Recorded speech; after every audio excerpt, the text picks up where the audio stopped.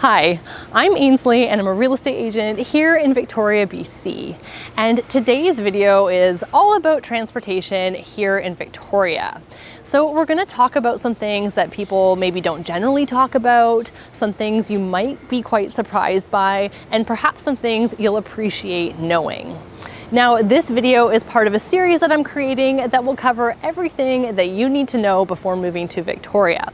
So if that sounds like it's something that might be of interest to you, please go ahead and take a second to subscribe to my channel, hit that notification bell, as that will help the algorithm get this content to reach as many people as possible who might find it helpful. So point number one is that we don't have Lyft or Uber here, which makes me a little bit sad. Vancouver has had both of these since January 2020, but Uber's request to operate here in Victoria was turned down.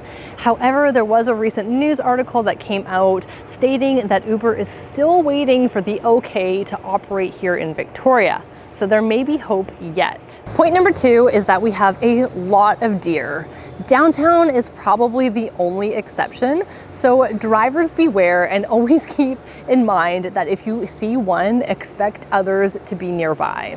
Number three is, seeing as we live on an island, ferries are a very big part of our transportation system, and it's how most people choose to get over to Vancouver.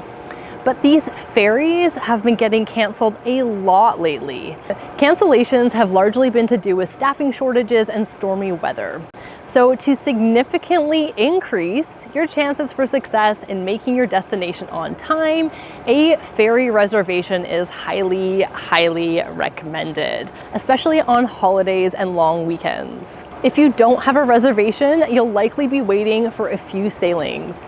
Reservations are easy to make on BC Ferries website at bcferries.com, but you need to do it in advance and it costs approximately $20. Number four is we have a great bus transit system in the city, but no rapid transit like a subway or a SkyTrain. There are about 80 bus routes running through Victoria, Souk, and Sydney, and the main routes offer regular service daily from 6 a.m. to midnight.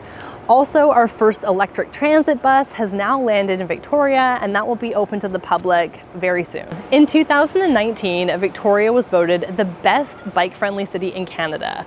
But be sure to always leave your bike locked in a safe space, as bike theft is definitely a problem here. Also, according to Stats Canada, in 2021, Victoria topped Canadian cities for people walking and cycling to work, beating out Vancouver and Kelowna in second and third place. Due to us having these additional cyclists, it's important to be aware of cyclists when you're driving here, as it can be a little bit confusing to get used to all of the bike lanes. They can make the driving and parking a little bit more challenging. Number six is to get the Victoria Parking app.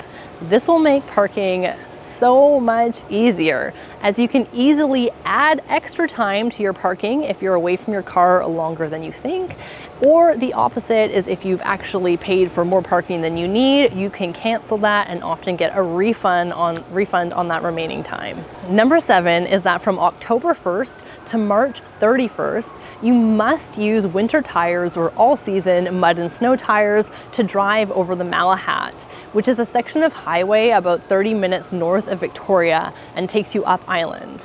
This is really important if you plan to take any road trips, or if you plan to take a ferry to Nanaimo, you will need to come down the Malahat to get to Victoria.